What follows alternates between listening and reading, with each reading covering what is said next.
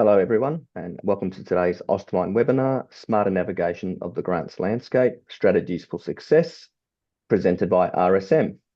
My name is Sam Sakasiris, and I'm the National Membership Team Leader here at Ostmine, and I will be your host today. Before we begin, I'd like to acknowledge that I'm hosting this webinar from the lands of the Whadjuk Noongar people. I also acknowledge the traditional custodians of the various lands on which we all work today, and the Aboriginal and Torres Strait Islander people that may be attending this webinar. I'm joined today by Edward Day, Senior Manager Government Grants at RSM. Based in Perth, Edward provides strategic advice to assist organisations to identify and navigate potential federal and state government grant funding opportunities in the context of the future growth strategies. His project experience across the food and beverage, agricultural, manufacturing, renewables, defence, healthcare, transport and local government sectors. Before joining RSM, Edward designed and led the delivery of the Western Australian Government's Food and Beverage Fund. The fund provided a package of grant funding and industry capability initiatives designed to transform Western Australia's post-farm gate agri-food sector. Central to the fund was a $25 million value-add grants program providing financial incentives for food and beverage manufacturers to implement or de-risk investments to diversify, grow or relocate operations within WA, advancing WA business sustainability credentials. Prior to this, Edward worked in the Big Four and professional services for over a decade, delivering large-scale transformation programs with clients across a range of portfolios at both the federal and state level of government in the UK and Australia. Edward will be walking through an introduction to the government funding landscape, helping the audience to understand how it supports their objectives, what it is suited to and where it is not.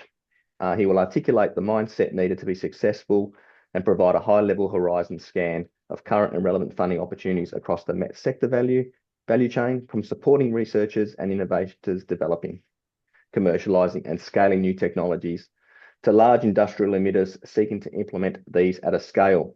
He would leave participants with actionable insights and strategies for successful funding applications based around real-world examples. As we would like this to be an interactive discussion, please submit your questions as we go. At the end of the presentation, Edward will respond accordingly. This is a great opportunity to receive expert insights on the topic being covered. There is a Q&A button at the bottom of your screen to send through your questions. You can also upvote on any other audience questions that you most want answered. We will try to get to as many questions as we possibly can in the time that we have remaining. We are recording the webinar and we'll make it available to all attendees with a link to the Ostmine YouTube channel in the coming days. So with all that said, I'd like to now hand over to Edward to commence the discussion. Great. Good afternoon or good morning, everyone, depending where you're located. Thank you, Sam, and thank you to Ostmine for providing this opportunity to speak to you all today. As Sam highlighted, I'm a senior manager in RSM's government grants practice. We help organisations navigate and understand the ever-changing funding landscape. We help your project stand out in a highly competitive and contested field, and we help organisations who effectively engage with government around grant funding and discretionary funding. So in terms of what I'm going to cover today, I'm going to give you the overview of and general introduction to grants, how they work, and how having the right mindset is critical to success.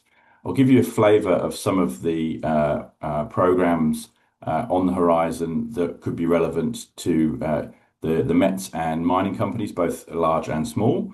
And the bulk of the session is around sharing my experience and top tips around how to be successful when seeking grant funding, derived from both having spent a number of years advising organisations to access government grants, but also working for government, having seen the good, bad and the ugly when it comes to grant applications across a range of different programmes and projects.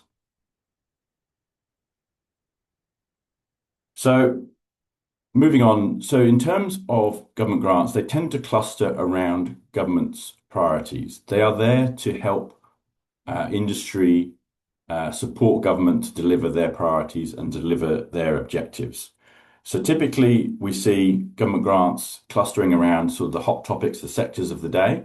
So decarbonisation, anything that touches decarbonisation, renewable energies, supporting the broader energy transmission from large-scale deployment through to smaller businesses coming up with new ways to de-risk and to decarbonise and to transform supply chains is all within scope. Specifically around manufacturing, there's a key focus with initiatives from the federal government like the Future Made in Australia Act, looking to support businesses that will make more and develop more capabilities to manufacture products, processes, and deliver services here in Australia. Defence is a hot topic with AUKUS, with the broader changes in the strategic environment. There's a need to upskill the supply chain and defence industrial base in Australia, and money is made available through the Defence Industry Development Grant and others. Agri-food is also a hot sector, as is, to lesser extent, space and cyber. So there's a range of different sectors that grants cluster around. Grants are different when it comes to compared to tax incentives or other types of government support. They're growth focused, they're future focused. A tax incentive will look at what you spent last year and whether you can claim some form of incentive against this. Grants are future focused, like I say, they're looking forward. You can't spend the money until you have secured the award of the funding. And that's really important in timing and ensuring that your timeframes align with those of the program, and also that you allow sufficient time to go through what is often a lengthy application process, which is often measured in months rather than weeks. So it's allowing that integration to making sure that you meet your needs in the timeframes and that your project can be successful. A project that's happening next month is too late for grant funding. We need to take a sort of 6 to 12 month view. And it's around funding activities, projects, discrete, activities where you can wrap around start, middle, and end, rather than funding OPEX and day-to-day operations of your organisation. Match funding is a term that's used often in grants, and that means essentially for every dollar that you take in grant funding, typically the government will expect you to put in at least one. And so therefore there's a need to fund your side of the equation. Having a government grant can help de-risk conversations with investors and lenders. If you're going to an investor seeking 100% of the project cost, is a harder conversation than if you're going seeking 50% of the cost, put simply. And grants like a good collaboration, whether it's between industry partners, whether it's between industry and government or industry and academia, collaboration is a key focus. And there's an expectation that your project will support broader economic and sectoral benefits. There's a focus around driving innovation and new ways of doing things. Major projects that can solve a challenge for an entire sector or industry are highly regarded, rather than just looking at what the benefits might be to your organisation in isolation. Both from the innovation side of the grants landscape, and particularly the defence side of the grants landscape, building sovereign capability, building the ability to support defence endeavours from Australia to process critical minerals and other sorts of manufacturing capability and processing capability is a strong focus for grants.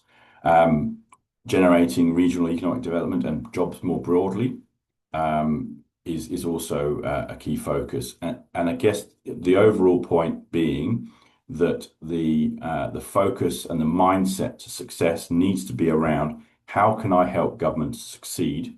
What can I do for government, rather than the other way around, in looking at it from what can I get from government in terms of my allocation of funding. It's very much sort of that in service of government objectives, which is key. So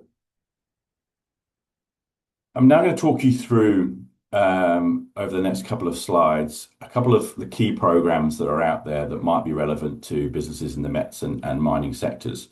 And I'll split them loosely into two sort of categories. The first one is around innovation, and the second one is more around sort of the implementation side of things.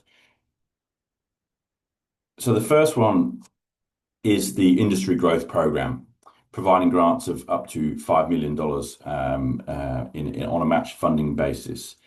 And this supports businesses across a range of identified priority areas, value add in resourcing and resources, and renewable technologies, and decarbonisation is another priority area. And essentially, it's looking to support SMEs that are developing an innovative product, process, or service. So you might have got to an early stage sort of proof of concept, and there's a fair bit of road to go to get from that proof of concept stage to something that's fully commercialized and can be deployed at scale in the market. And the grant is there to fund the costs of moving along that journey. Now, the grant might not fund the whole proof of concept to full-scale commercialization, but it looks at early stage, which is sort of in that proof of concept to sort of pilot level. And then the later stage is around scaling that commercial deployment of that product, process, or services. So it's around innovation. It's not something that's, goes on trees. It's something that you're developing that has that either, Australian first or even a global first sort of angle to it. And there's a range of support that can be accessed through that program, and it's one that you can apply to at any time. The next one is the Cooperative Research Centres Projects Grant. That provides up to $3 million for short-term industry-led collaborations with academia. We recently supported a consortium to secure $3 million through that program. We had a junior miner who had got a deposit in Western Australia. They identified high potential for that deposit, but typically the way that commodity was processed had a high environmental impact and a high cost, making global competitiveness a challenge. They'd identified a much lower cost and a much lower emissions profile way of processing that commodity, but they needed to work with the university to help sort of take that nascent flow sheet and scale it up, test and road test it. They also needed to work with an engineering firm to design and build a pilot plant to help them on that journey to scale that new approach to making that commodity. And that essentially is the essence of that program. It's looking for at least 2 industry participants working with a university. One of the industry participants needs to be an SME, small to medium enterprise, employing less than 200 FTE and turning over less than $20 million. So it's bringing together those 3 parties around an industry challenge to undertake research and innovation to sort of develop the knowledge further. Next is there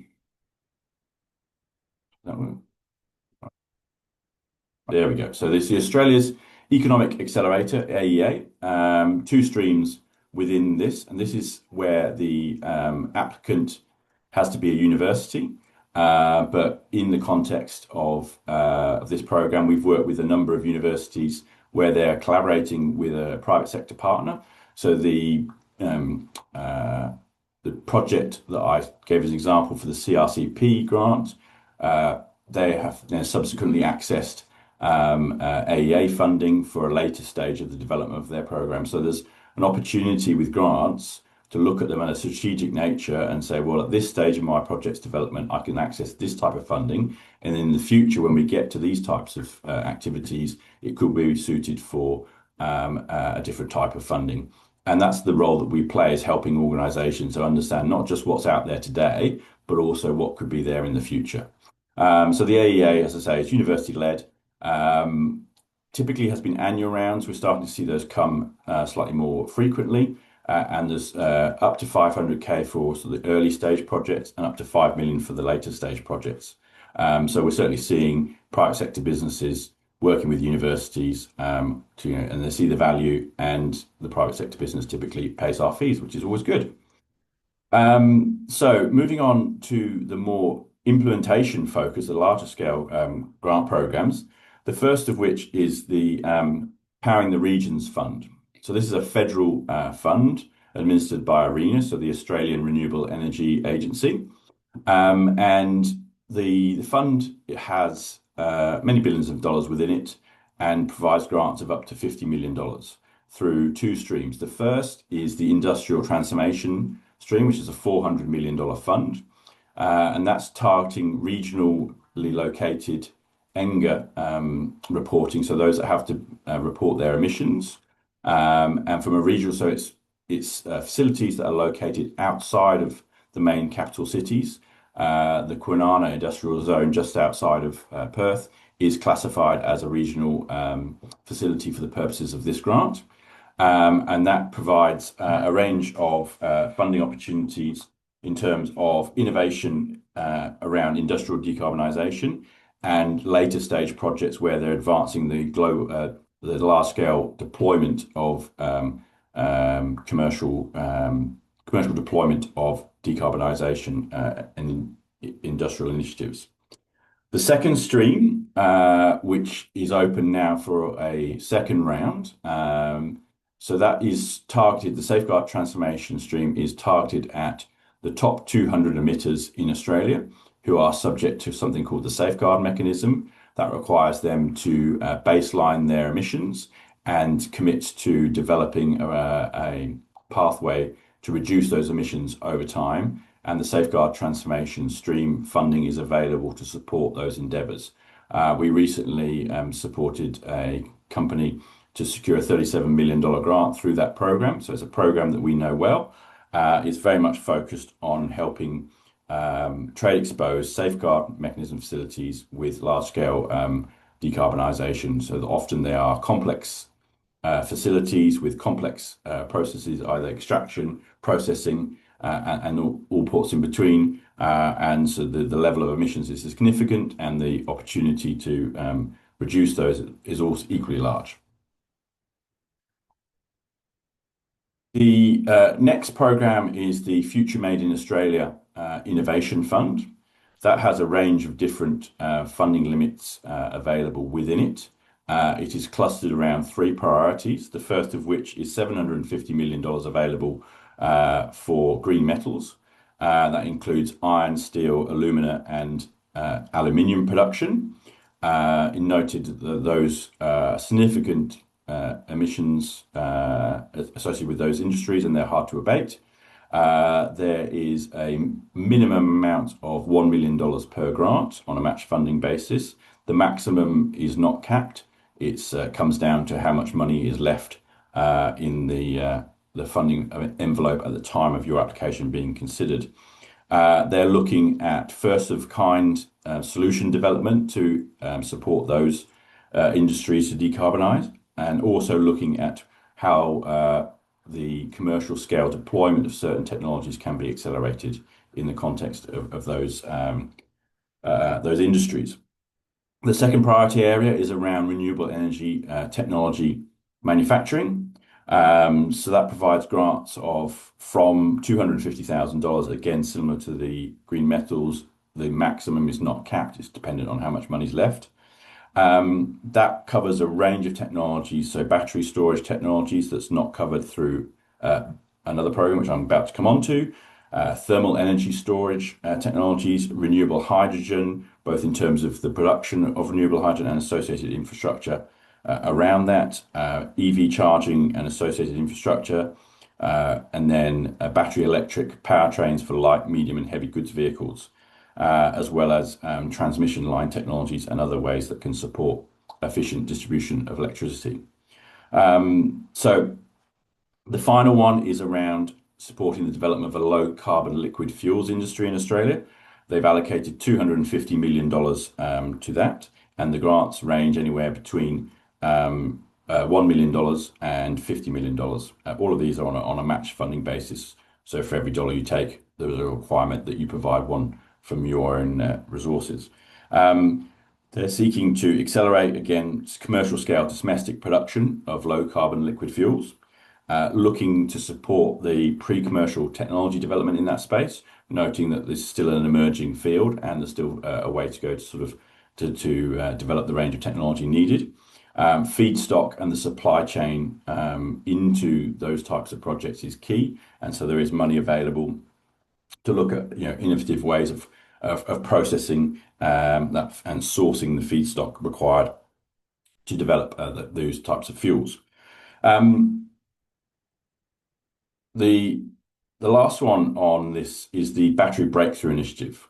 So that's a $500 million fund. There is up to $200 million as a maximum funding amount through in one single grant, and obviously multiples far lower of that depending on the scale and the need of the organisation applying. But it's significant funding available through that. And that has, again, three priority areas, looking at the production of active materials within batteries. So that's cathodes, anodes, and electrolytes. Looking at how the battery cells can be manufactured here in Australia themselves, and also in broader, the battery pack assembly. So again, across each of those three focus areas, there are a range of sub-focus areas and funding allocated to each of those. So if this is of interest, any of these programs, happy to have a conversation either in the Q&A at the end of this or offline at a later date. So that's the kind of the high level overview of what's going on in Grantland, as it were. The next session is around helping you to understand the key success factors when it comes to seeking grant funding. So this is essentially there are three areas that I want to talk to. One is around clarity, one is around specificity, and the third one is around being compelling. So I'm going to break those down for you individually and talk you through based on some of my experience of both having supported a range of clients to access funding both at a federal and a state level, but also from that experience having worked for the West Australian government and participated in a number of panel sessions, a number of assessment processes, and seen what works, what doesn't work, and how government make those decisions. So helping you to really access some of those insights. So the first one is around that clarity, and clarity has a number of facets to it. The first one is around definition. Now, you could say that grant applications are a bit like stand-up comedy. It might sound a little bit sort of strange to say that, but if you think about it, for a joke to work, the way that the comedian operates is they get everyone on the same page. They talk about this facet of modern life, what Donald Trump's just said in the media, the kind of have the setup, make everyone's on the same page. They're clear what they're talking about. And then they come in with the punchline, which is their perspective, their different view on it, and that creates the humor. And without that sort of setup, without making sure that everyone's clear what you're talking about, that perspective doesn't land, that punchline doesn't land. So exactly the same is true when writing a grant. You need to be clear about what it is that your project, the scope of your project, where it starts, begins, and middle and end, understanding the key phases. It may be that it's a multi-phase, a multi-stage project, and the whole project over time has huge value to the West Australian or the Australian government's priorities. But you need the support to have that first step, to unlock that stage one. So it's being clear about the scale of the opportunity, the scale of the vision, and what you're asking for funding for, and what you're not asking funding for. So being very clear in terms of that, getting everyone on the same page. This is essentially what I am pitching to you. You can't put a compelling story around the narrative unless you've got clear definition of what the project is. So the next one is around language and terminology. It's always difficult to be succinct, to use as few words as possible, to be as impactful as possible. You've got to think about when someone's assessing a grant application that, in of itself, your application is quite lengthy. There's a lot of information for them to ingest. And then you've got to think about multiplying that by 60, 70, 80, or 100 applications they've got to go through. So that clarity of language, and we're all guilty of having our own little acronyms, our own kind of sort of shortcuts of the language that we use in our organization or our industry. And so we assume that everyone else understands that. So being clear in terms of that and using succinct language, but also defining those key terms, the technological the technological sort of terms that might not be obvious to everyone, is very clear about. It's very, very important to ensure that you have that clarity around the messaging. The final piece here is around structure.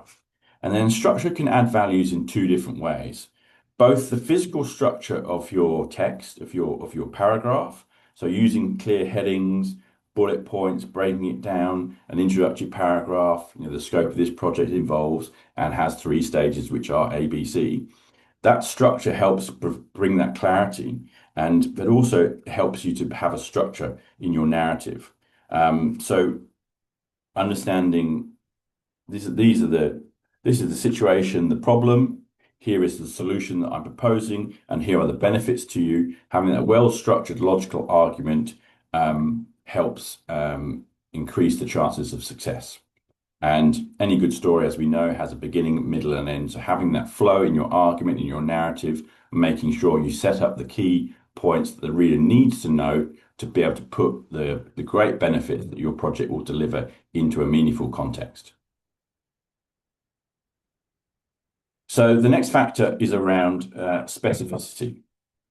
And a lot of the conversations I have with clients is that line between specificity versus accuracy. And what we talk about is right, trying to avoid vague statements that have limited sort of supporting evidence or data. So as an example, if you made a statement, flowers grow better in sunlight, is a statement that could be made. It's not a very specific or clear statement. To improve it, you could say something like, according to research from Harvard University, flowers grow up to 10 times faster with access to 8 hours of sunlight a day. It's not much longer in terms of the number of words, and often that can be a constraint within grant applications, that you're constrained to the number of words you can use or the number of characters you can use when responding. But it adds, Harvard University, a third-party source. It adds some metrics in terms of growing 10 times faster with access to these. That statement, in terms of that's a little bit more weight than just it has significant benefits or will, deliver this faster. So having sources and facts to build and support your narrative, and so the specificity versus accuracy is you can spend inordinate amount of time making sure things are 100% correct, or you can build a strong base narrative based on a series of clear assumptions that make this number sit in context, rather than making sure that it's correct to the dollars and cents. Clearly, the most accuracy you can get, the better, but sometimes just being specific can be enough. And so being clear around your project scope, budget, and timeframes helps you tell a specific story. And it can both build and erode confidence. So if you think about, and I made the point earlier of the assessor that's, your number 76 of their 100 applications they've got to review. Also, there's a limited pool of funding. So there's going to be more no's, there's going to be yeses. So your job when writing a grant application is to remove as many reasons for the assessor to say no as possible. So what you want to do is you want to avoid the perception of vagueness, the perception of lack of not being across your brief, not being clear what it is you're doing. So in terms of having that lack of specificity can both erode and build confidence. So an example I would cite, so back when I was in government, we had a company that was pitching a $7 million project, and the requirement was to provide a detailed budget supported by evidence. They provided their $7 million budget broken down into $6.9 million on equipment and $100,000 on project management, with no supporting evidence or documentation. So straight away, the questions were, well, why is it $6.9 million? Where's that number come from? Do they understand, are those costs realistic? There's no way to assess whether this is actually a a reliable budget. We don't really understand what they're going to be spending the money on. We need to understand what they're spending the money on to make sure they're eligible and make sure that they're in the right place and that we can actually fund what they're asking to be funded. So it creates a whole load of questions around the quality of that submission with that lack of detail. So in a crowded field, you're more likely to go on the no pile very quickly if you don't have that strong and specific story. So the next one is around compelling. So how do you make your submission as compelling as possible? It's about standing out from the crowd. So the first thing, and we touched on this earlier in my presentation, it's around having that funder-centric mindset. So government see themselves and their role as supporting economies, supporting their states, supporting industries to grow and develop. They're not necessarily about supporting your business or your specific project. So really what it's around, the focus needs to be around trying to position your project as a solution to their problem, simply put. What is it about what you're trying to do helps them move forward? What can you do for government? How can you help government move forward in terms of understanding the value to them of of funding your organisation, rather than thinking more as like, what can government do for me? And the way this comes about is through research. So understanding what all the ins and outs of the grant program that you're applying for. And that could be around what information do I need to provide within the application itself? What information do I need to provide as supporting evidence? And often there's a range of different documents and sources that you need to be across to get a sense of what a good compliant submission looks like. So taking the time to really dive into those guidelines. So the guidelines is typically the document that sets out, I guess, all the rules and the process around the grant program. There's typically there may be some supplementary documentations around the focus areas of the grants or frequently asked questions. You will often see that there are webinars available run by the grant fund administrators to talk you through what it is the program and how it works and what's eligible, what's not. Give you that guidance. They're either the opportunity to participate in those live, or they make the recording available at a later date. And so we always encourage clients to really kind of leverage those opportunities, and particularly if you can attend the webinar live. I guess what you're listening for is also what's the real intent, policy intent behind this grant? What are they looking for? What is it the problem they're trying to solve? And that might be covered at a high level in the guidelines, but sometimes the Q&A or the actual screen presentation can be quite revealing in terms of that intent, and it helps you focus. If you understand what is required, you can then speak to the narrative points, speak to the priorities, make sure you emphasize the elements of your project that really talk to their priorities. So a key sort of arming yourself with as much information as possible is really key. I guess the final piece is around bringing all those things we've just talked to together. So thinking about how can you be funder-centric, how can you be across the brief, making sure you challenge yourself around the compelling and clear nature of all aspects of your submission, thinking around what information and stats and detail can you bring about some of your claims to make sure they're as specific and accurate as possible, to really give them the strength and resonance you need to be successful. Government grants are often seen as free money. They are far from free money. They are hard to get hold of because it's highly competitive. There's back-end administration required, and you need to be making sure that you're strategic in the way you approach them so that you've got sufficient time between the start of your project to allow for the assessment processes to go together. So there's a lot to it. We're here to help and happy to help anyone who's got any questions. And so that's really what I wanted to cover off today. Thank you for your attention.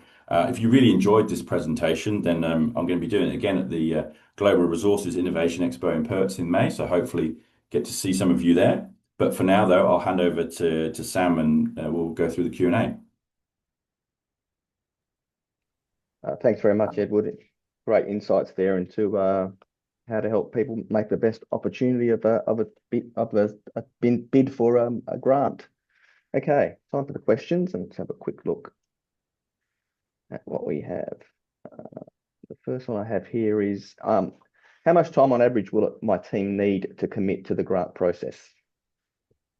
So typically I mean, you would see on a round basis, the response time is anywhere between 4 to 8 weeks. Typically, 6 weeks is a sort of standard sort of response window. And over that course of that period, you'd anticipate, probably 60 to 80 person hours across the team to get a submission together. Now, we typically do the heavy lifting, so most of that time is on our side, and we work with the client to really kind of help sort of gather the information. So it often becomes a sort of 80-20 split, but there needs to be that commitment from the client to have be able to share the key information and have access to key staff for clarification and help them work around project definition and defining those key narratives for success. Okay, thank you. The next question is, if successful, how often would a business need to report progress or financials? So typically, when you get awarded a grant, there is a negotiation process to set up what's called a funding agreement, and that funding agreement sets out all the legal terms and conditions, but also then sets out the timeframes over which the project will receive the money. So it's breaking your project funding, so both from the grant side and from your side, into a series of stages. And typically in the grant guidelines, there are timeframes that stipulate it. It can't start any later than 6 months after the award of funding. It has to be completed by this date. So that's, again, when we talk about that research piece, it's understanding the timeframes that the grants will operate across and whether your project is compatible with those. Thank you, Edward. Next question, what happens if our project scope changes? Well, and I guess when I was working for the government, that was probably the majority of my time was spent on that. So you would have, the view of the world that was presented in the application, and then anywhere between 3, 6, 9 months between submitting the application to getting the funding award. Even in that time, there's potential things could have changed. And as you then get into any complicated project, there's often things that are unforeseen. COVID happens, or different sort of roadblocks appear. And typically, as a government, the approach that we would take is we've made a commitment to the business to provide them that funding, and we will try and work with the proponents to, I guess, manage any changes they have, obviously within the bounds of what's possible and eligible within the grants. But often you would find there's that collaborative approach to say, well, let's see how we can sort of negotiate variations or change things to, I guess, respond to the changing circumstances that the applicant finds himself in. Thanks very much. Next question, how does RSM charge for the grant support services? Is it a fixed fee, a success fee, or retainer? Simple answer is all of the above. We offer from the ability just to be your critical friend. So with the business doing the majority of the effort in preparing and writing the grant application, and we're just there to help provide some guidance and some review. And that's typically, the kind of cheapest way to engage our services. Many clients find they want more of that specialist input and want us to be essentially holding the pen, responsible for writing the application form and the business plan or whatever needs to be associated with it. So that we work with clients to understand what they need, in terms of that level of support. And then depending on the stage of the program, early stages, we might do it on a fixed fee. And then later stages where there's funding at play, we can consider offering things at success. So typically, a success fee is based on our standard fee to do that amount of work. We provide a discount, and the success fee is payable if the business is awarded funding. They have to find that success fee from their resources. The grant funds can't be spent on those sort of things, but it offers opportunities. Some businesses want to have that clarity up front of what they're spending, so they prefer a fixed fee. Others have a bit more open mind towards risk profile and happy to pay that bigger amount of money at the back end on the basis that they've secured millions of dollars of funding. Thank you. The next question is, what's the typical time from application lodgement to approval? That does, and I think that does vary widely. I think probably your quickest is probably 3 months, your longest is probably 12 months. And obviously that's what we'd always, in every conversation we have with clients starts with that sort of strategic view. What's happening for you over the next 6, 12, 18 months? What are the activities you're undertaking that could be relevant for grant funding and helping you to plan those in advance? Typically, if you come to a grant, a month before it's due, or your month before your project's about to start, the chances of getting grant funding are pretty zero. So it's helping. We help organisations to understand those timeframes, and that's kind of part of I guess, the reasons why it's not free money is because it does take a long time for those decisions, and that does work for some businesses, and they do have the ability to sort of flex the needs of their project to meet the grant funding timeframe. Others are working to a tight timeframe and can't. So it's helping organisations to understand that journey. Great, thank you. Our next question is from Daniel. He says, "Hi Edward, great presentation, thank you. Motum Simulation develops true motion simulators for immersive driver training across sectors, including emergency services, transport and logistics, mining and defence. Are you aware of or currently working on any specific grant programs available to mining companies that could support investment in driver training initiatives?" It's actually I guess that's probably an offline conversation. It's always good to really have a detailed conversation around the specifics of your project and the specifics of your funding need in terms of quantum of funding and timing and what exactly the activities are that you need funding. And that's where I guess the detail is important is depending on where you sit in terms of timeframes, cost, the activities need funding. There may or may not be funding available to support those.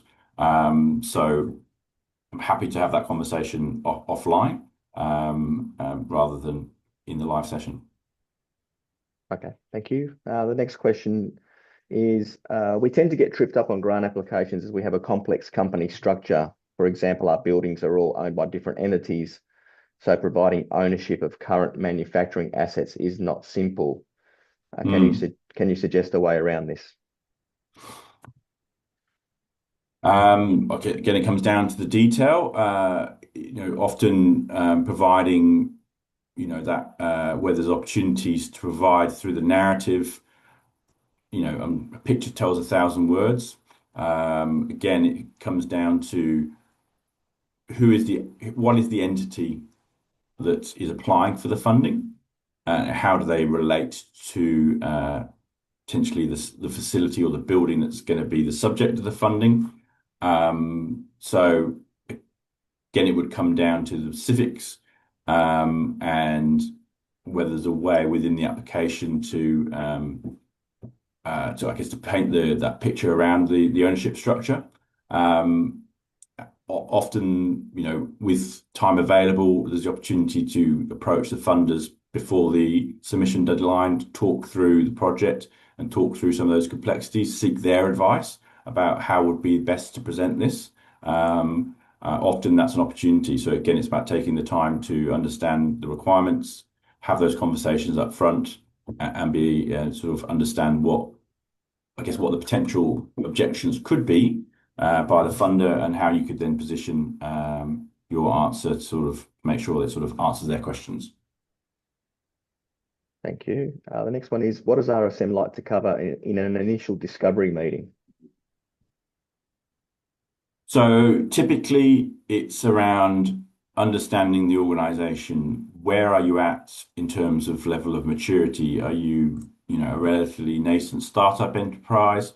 Have you been trading for the last 50 years and got a, complex and thorough strategy and history? And so it's understanding the organization. What are the potential funding needs in the future?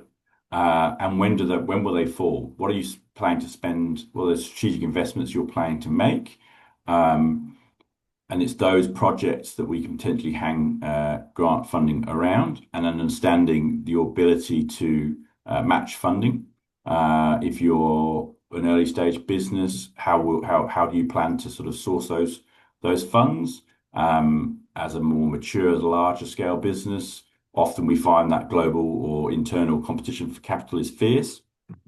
So how are you going to source, the support that you need internally? So it's helping them to understand where they're at, what could be out there in terms of funding based on their project pipeline, and thinking about sort of how they might sort of how competitive each of those projects might be. We know that it takes a lot of time and effort to prepare a grant application, and so we always work with clients to say, well, let's make sure you have a really strong fit, not just on the eligibility, but on the actual merit criteria. So there's the eligibilities, are you eligible? Is this the right for you? The other piece is how well do you score on the objectives and the priorities that government have outlined in terms of how they're going to assess the applications against. If there's 4 criteria and you barely touch one of them, then it's probably not going to be highly compelling. So it's very much helping businesses to understand, number one, are you eligible? And B, do you have a competitive case? If there isn't really a competitive case, then maybe we need to look at another option. And certainly helping, sometimes the best conversation, one of the best conversations, but it's good to have that conversation up front to say, look, now the timing is not right, but we can see in the future there's this program that's coming over the hill that's likely to be a better fit. So let's think about that. Or now we have a better understanding of your organization, we can keep an eye out for changing projects and programs that might suit your needs. So it's really helping businesses to make sure make those good decisions around investing time and effort where they've got the highest chance of success. Great. Thanks so much. Look, we're out of time, but for questions, if we didn't get to your question today, please let us know, and we will forward it to the RSM team for a response. I'd like to give a big thank you to Edward for your time today. Your insights are most appreciated, and I think were very valuable to the audience today.